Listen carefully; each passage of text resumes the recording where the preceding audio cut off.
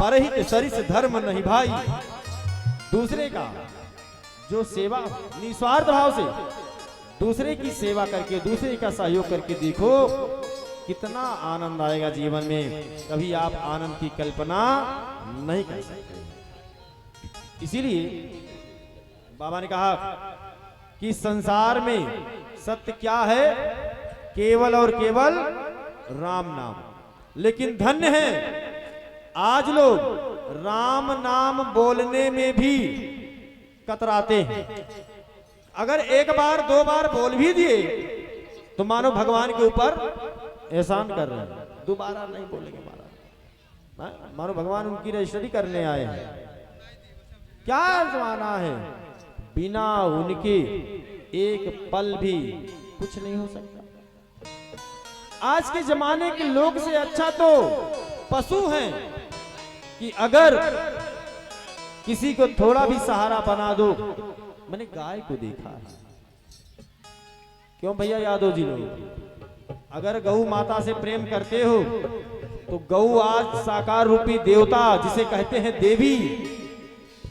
महाराज छोटा सा बच्चा अगर है, गौ के बीच में अगर जाए तो गौ माता उसे इतना प्रेम करती है। मैंने कई वीडियो ऐसे देखा है कि बच्चों से माँ का कितना प्रेम है, वो संबंध आज तक किसी ने देखा और सोचा भी नहीं। इसीलिए जीवन जीने के कई मार्ग हैं, लेकिन मार्ग को बदलिए और अपने मानव जीवन को विचार कीजिए कि मानव शरीर मिला है तो इससे मुझे फल क्या मिलेगा, मैं क्या कर सकता हूं। जो चाहो सो कर सकते हो, केवल विचार करना। मानव वह व्यक्ति है, मानव वह वस्तु है जो चाह करके भी कर सकता है। लेकिन अगर पशु चाहे भी तो पशु चाह करके नहीं कर सकता है। लेकिन हम लोग क्या करते हैं, महाराज 10 बजे सो करके उठते हैं। जब 10 बजे सो करके उठते हैं तो 12 बजे पूजा होगा। पूजा क्या होगा, 12 बजे भोजन चाहिए। भोजन चाहिए के बाद गांव घूमना है। इसी में पूरा दिन बीत गया। पूरे दिन में आपने क्या किया? तो जब कुछ नहीं किए तो भगवान से अपेक्षा क्या रखते हो? कुछ अपेक्षा रखते हो, कुछ पाओगे क्या? तब भगवान में दोष दोगे, भगवान ने मुझे कुछ नहीं किया, कुछ नहीं दिया। भगवान को धन्यवाद दो कि भगवान ने इतना सुंदर शरीर देकर के धरातल धाम पर भेज दिए, अच्छा कर्म करने के लिए, अच्छा कार्य करने के लिए, अच्छी बुरी वस्तु को पहचानने के लिए। तो वही लोग कहते हैं कि बाबा जब हम बुढ़ापे में हो जाएंगे, बेटा बेटी का शादी कर ले जाएंगे, घर बनवाएंगे, तब हम भगवान की कथा प्रेम से सुनेंगे। क्या प्रेम से सुनोगे जब कान से सुनाई नहीं देगा, आंख से दिखाई नहीं देगा, हाथ में अक्षत लेकर के बैठ नहीं पाओगे, तो क्या कहोगे, क्या सुनोगे? इसीलिए भगवान कहते हैं कि जब तक अपने आंखों से दिखाई दे, कानों से सुनाई दे, पैर में क्षमता हो, चलने की शक्ति हो, हाथ में वो क्षमता हो, अगर हम 10 रुपया चाहें तो 10 रुपया दान दे सकते हैं। किसी के सहारे पे नहीं कि बेटा 10 रुपया दे तो हम 10 रुपया दान करें। तभी आपको सब धर्म कार्य कर लेना चाहिए।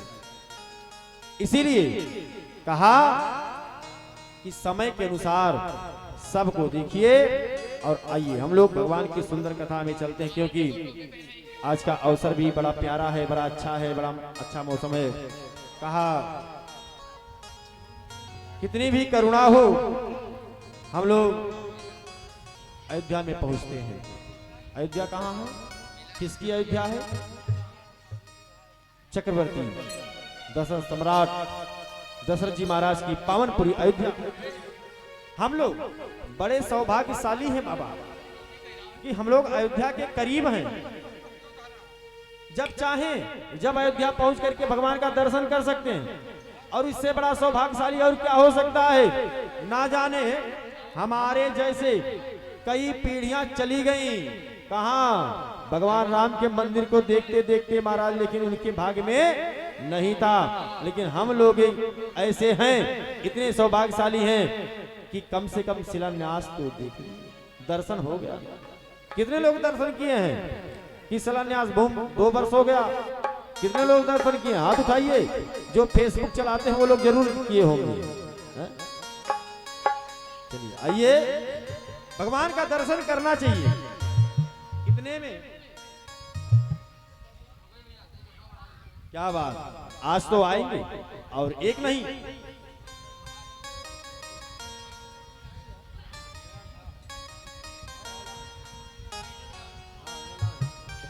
तो सारी व्यवस्था हम लोग अयोध्या में पहुंच गए। एक बार भाव से अयोध्या में जयकारा करेंगे और सरजू मैया को जयकारा करेंगे। क्यों कि जब सरजू के पावन तट पे पहुंचोगे, जाने अनजाने में किसी पाप है तो अभी मिट जाता है महाराज। बोले अयोध्या सरकार की। ये सबसे ज्यादा तो यही भैया बोलते हैं, आप लोग नहीं बोलेंगे, केवल आप लोग बोलेंगे। बोले सरजू मैया की, बोलिए कनक भवानी बिहार जी सरकार की। अब लग रहा है कि पिड़ारी में भी भगवान आने वाले हैं। आइए अयोध्या में सरजू जी का इतना प्यारा जल है, इतना मीठा है कि सभी लोग गाते हुए सरजू मैया को प्रणाम करें और सरजू जी में स्नान करने की कल्पना करते हुए अयोध्या में चलेंगे सभी लोग। आइए। त्रिभुवन विदित अवध